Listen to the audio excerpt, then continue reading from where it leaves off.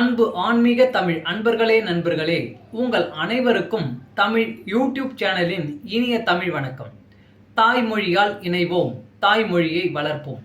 வாழ்க தமிழ், வளர்க தமிழ்.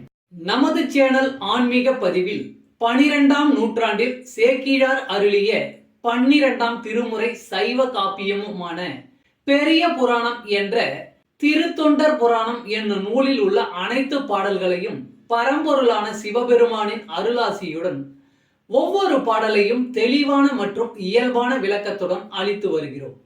நாங்கள் அளித்து வரும் இந்த பெரிய புராணம் என்ற திருத்தொண்டர் புராண பதிவினை கேட்டு அதன் இனிமை உணர்ந்து அகிலம் காக்கும் இறைவனின் அருளாசியை பெற்று இறைப்பயன் அடையுமாறும், மேலும் இந்த பதிவிற்கு லைக் மற்றும் ஷேர் செய்தும், அது மட்டும் அல்லாமல் இதுவரை இந்த சேனலுக்கு நீங்கள் சப்ஸ்கிரைப் செய்யவில்லை என்றால் சப்ஸ்கிரைப் செய்து பெல் பட்டனையும் அழுத்தி ஆதரவு அளிக்கவும் அன்புடன் கேட்டுக்கொண்டு இப்பதிவினை தொடர்கிறேன்.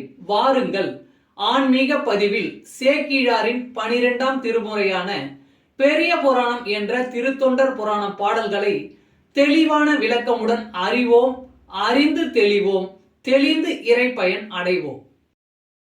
பெரிய புராணம் அல்லது திருத்தொண்டர் புராணம் என்பது சேக்கிழார் அவர்களால் பெருங்காப்பிய இலக்கணங்கள் பலவும் கொண்டதாக இயற்றப்பட்ட சைவ காப்பியம் ஆகும். சுந்தரமூர்த்தி சுவாமிகளின் திருத்தொண்டர் தொகை என்னும் நூலை முதல் நூலாக கொண்டும், சுந்தரமூர்த்தி சுவாமிகளை காப்பிய தலைவராக கொண்டும், அவர் போற்றிய சைவ அடியார்களின் வாழ்க்கை வரலாற்றினையும் இந்நூலில் சேக்கிழார் விவரிக்கிறார். திருத்தொண்டர் தொகை நம்பியாண்டார் நம்பி எழுதிய திருத்தொண்டர் திருவந்தாதி ஆகியவற்றை மூல நூல்களாக கொண்டும், 2ஆம் குலோத்துங்க சோழனிடம் அமைச்சராக இருந்த சேக்கிழார் பல ஊர்களுக்கு சென்றும் திரட்டிய தகவல்களை கொண்டும் பெரிய புராணம் எழுதப்பெற்றுள்ளது. 2ஆம் குலோத்துங்க சோழனின் ஆணையின்படி தில்லைக்கு சென்றவர் அங்கு இருக்கும் இறைவனான நடராசர் உலகெல்லாம் என்று அடியெடுத்து கொடுக்க சேக்கிழார் உலகெல்லாம் உணர்ந்து ஓதற்கு அரியவன் என பெரிய புராணத்தை தொடங்கியதாக நம்பப்படுகிறது. இடைக்கால இலக்கியத்தில் மக்களின் வாழ்க்கை பற்றி வரலாற்று போக்கில் அறிவதற்கு இந்நூல் உதவுகிறது. பெரிய புராணம் முதல் காண்டம், 2ஆம் காண்டம் என 2 காண்டமாகவும், முதல் காண்டத்தில் 5 சருக்கங்களையும் 2ஆம் காண்டத்தில் 8 சருக்கங்களையும் உடையதாக அமைக்கப்பெற்றுள்ளது.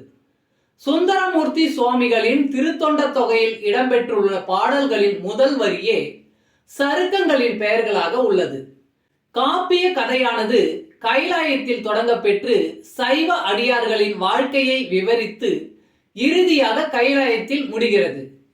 முதற்காண்டத்தில் திருமலை சருக்கம், தில்லைவாழ் அந்தணர் சருக்கம், இலைமலிந்த சருக்கம், மும்மையால் உலகாண்ட சருக்கம், திருநின்ற சருக்கம் என்ற 5 சருக்கங்களும், 2ஆம் காண்டத்தில் வம்பரா வரிகண்டு சருக்கம், வார்கொண்ட வனமுலையால் சருக்கம், பொய்யடிமை இல்லாத புலவர் சருக்கம், கரைக்கண்டன் சருக்கம், கடல் சூழ்ந்த சருக்கம், பத்தராய் பணிவார் சருக்கம், மன்னிய சீர் சருக்கம், வெள்ளானை சருக்கம் என்னும் 8 சருக்கங்களும் அமைந்துள்ளன.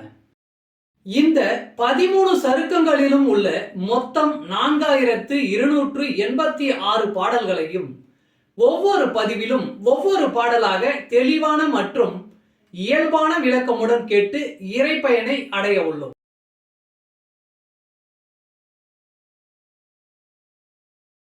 பெரிய புராணம் 19 திருமலை சிறப்பு.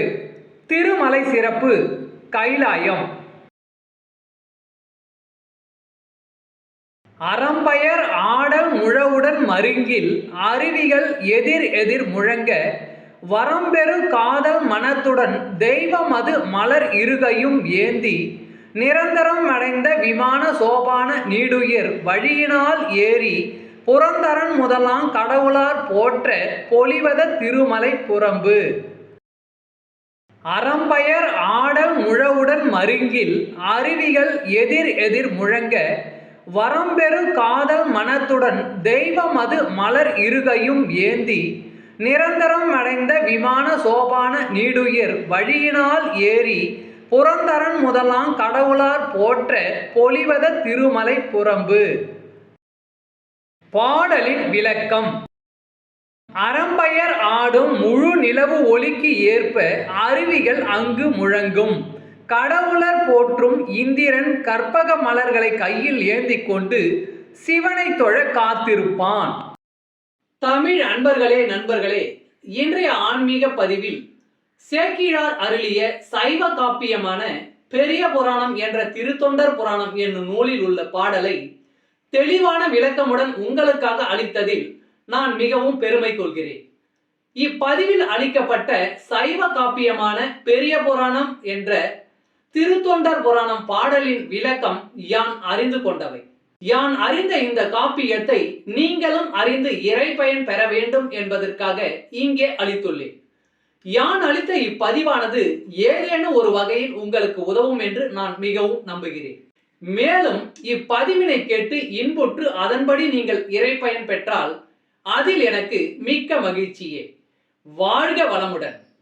சர்வம் சிவமயம். இறையருள் பெறுவோம், இன்பமாய் வாழ்வோம். அன்பு ஆன்மீக தமிழ் அன்பர்களே, நண்பர்களே, இவ்வீடியோ பதிவினை கேட்டு இன்புற்று ஆதரவு அளித்த அனைத்து தமிழ் உள்ளங்களுக்கும் எங்கள் மனமார்ந்த நன்றி. மேலும் இப்பதிவு உங்களுக்கு பிடித்திருந்தால் லைக் மற்றும் ஷேர் செய்து, இதுவரை இந்த சேனலுக்கு நீங்கள் சப்ஸ்கிரைப் செய்யவில்லை என்றால் சப்ஸ்கிரைப் செய்து ஆதரவு அளிக்க வேண்டி அன்புடன் கேட்டுக்கொள்கிறேன். நன்றி. அடுத்த பதிவில் உங்களை விரைவில் சந்திக்கும் வரை உங்களிடமிருந்து விடைபெறுவது தமிழ் யூடியூப் சேனல்.